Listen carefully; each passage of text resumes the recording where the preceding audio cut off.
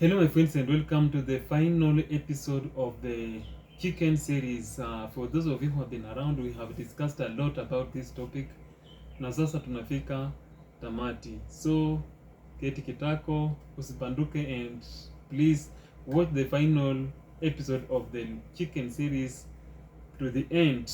That said, let's get started. So, in this final episode, we're gonna just generalize things. We're gonna touch issues on domestication, slaughtering, transporting, and eventually rituals. However, we had done a video about the ritual that the chicken normally performs in among the Luyia people. So let's start with domestication. As we all know, traditionally it is a free range that was the method used to rear the chickens, and in this method, chicken are normally left to roam around or to feed themselves, and by doing so they move around eating almost everything that and anything that comes their way. This makes the chicken meat more nutritious and even more delicious as compared to the broilers, which are normally confined at a place and fed just on a specific type of chicken feeds. Okay, so in the domestication, in the free range domestication, chicken are sometimes restricted to move around. This is because maybe there is an outbreak of disease in the neighborhood, or at that particular time it is a crops flowering season. Let's say like crops like beans normally flowers, and the chicken feeds on those flowers, and it is this flower that normally turns out to be beans. So when the chickens are left to eat these or to feed on these flowers, beans may not end up bearing seeds or producing what normally eventually comes out to be beans. So the chicken are normally covered in an item made of sticks known as liuli, locally liuli, or in Luyia liuli. And this liuli is also said to be a sign of jail when it comes in your dreams. When you dream about the chicken in this liuli, it is an indication that you are about to be caught, maybe from the bad behavior that you have been doing in the society. So dreaming about chicken in this liuli is 50-50. Good dream, bad dream. Okay, good that it is warning you, and bad that it is gonna stop you from doing what you have been doing. Maybe that is how you have been earning your living. So now let's move to the slaughtering of the chicken. The chicken to be slaughtered was not let out early in the morning. This is because people preferred to slaughter the chicken when the crop is empty, when the food that the chicken ate the previous day has been digested and fully absorbed in the body. So the chicken to be slaughtered during the day was to be covered, not to be let out of the house. And slaughtering of the chicken happened at a designation or a designated place, and in most cases this happened behind the house, namukuru. Okay, during slaughtering of the chicken, it was advisable that you slaughter at a point where the neck meets the head, not at the center of the neck. And you slaughter by only cutting the veins. Okay, only cutting the veins. Don't separate the head from the body. It was a sign of brutality, and you don't be brutal to the food. Okay, just cut the veins and leave the head still holding onto the neck. Okay, and that shall be removed during the cutting of the meat into pieces. It is when the neck shall be separated from the head. So from here, the chicken is normally dipped into water, so that hot water, so that the feathers can be removed. And the process through which the feathers are removed from the body is called humanula. That process is called humanula, and the process itself also inspired a name among the Luyia people, and the name is Simanyula or Shimanyula. Simanyula or Simanyula. For those of you who are following Kenya Premier League, we have a team from Kakamega called Kakamega Homeboys, and its patron is called John Shimanyula. Shimanyula got the name from this process of removing feathers from the chicken. So now let's move to the transporting of the chicken. Chicken to be transported from a place to another one had to be tied the legs first. This is to prevent the chicken, in case it drops on the way, so that it doesn't run away. Okay, now that it is tied, and the legs were tied with a dried banana fiber dipped in water.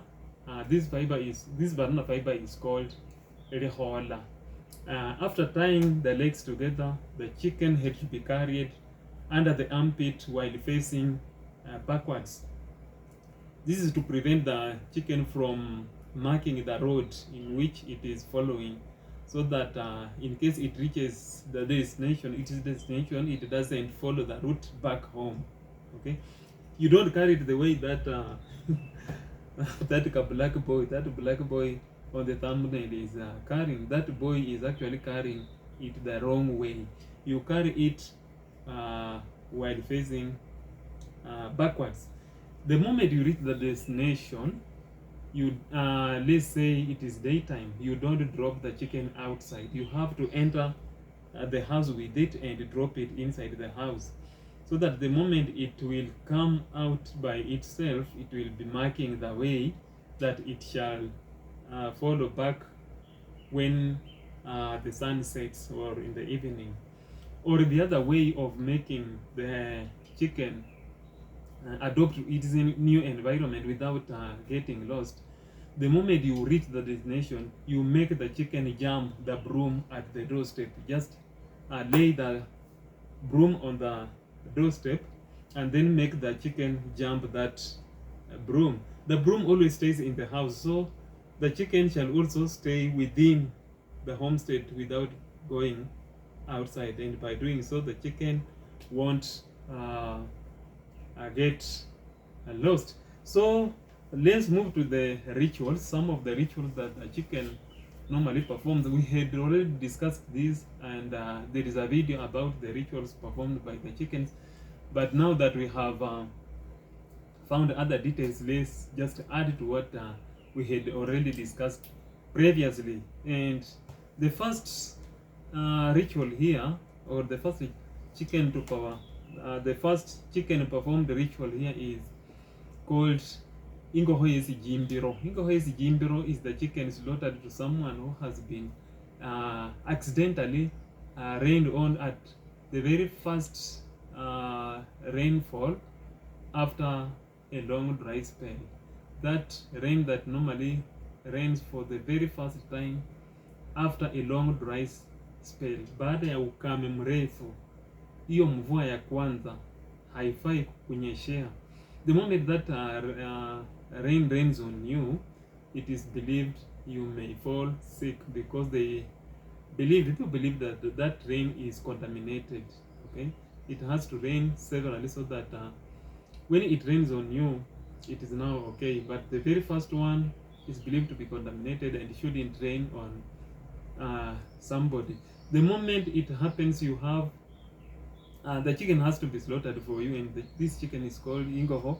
Yes, Jimbro. We have Ingoho Elivasa. Ingoho Elivasa is the chicken normally slaughtered during the twin dance. That dance that is normally dance at the twin birth, when the twins are born. That ceremony, the dance that is normally performed, a chicken is normally slaughtered during that dance. And then we have Ingoho Lukumba. And Ingoho Lukumba is the chicken that is normally given to the circumciser of boys. That man who normally circumcises boys, he is given this chicken so that he can bless the initiated boys. Okay, it is like his payment. And if someone works and you don't pay him, he may curse you. So this man may curse this boys and get some health disorder in future. So to bless these boys so that they can be successful members of the society in future, so that they can be productive in future, this chicken has to be given to this person. Then we have Ingohoyo Lubinzo. Ingohoyo Lubinzo is the chicken that is normally given to someone who has blessed another person. Finally, ladies and gentlemen, we have Ingohoyo Sevanga. And Ingohoyo Sevanga does two rituals. The first ritual, this chicken is normally slaughtered during reconciliation of two parties. Okay, when two parties are being reconciled, this chicken is normally slaughtered. The second ritual, actually Sevanga, is the gate, the temporal gate that is normally open to let in the body of somebody who died outside the home. This person never follows main gate or minor gate. You know, in a Luyia homestead, we have two main gates. We have Siriri minor gate and Siriwa main gate. The person who died outside doesn't follow the two gates, so a temporary gate is normally open for the body to follow in. So after the body has entered the home, that temporary gate is normally closed and the chicken slaughtered, and this chicken is called Ingohoye Sevanga. So that is it. I hope you enjoyed chicken series, and as I said earlier on, we are not completely closing the chapter. The chapter is still open. The moment we get new details, we shall revisit it and discuss it even more. You know, chicken in the Luyia culture is an ending story. This story can only be compared with the Maasai and their cows story.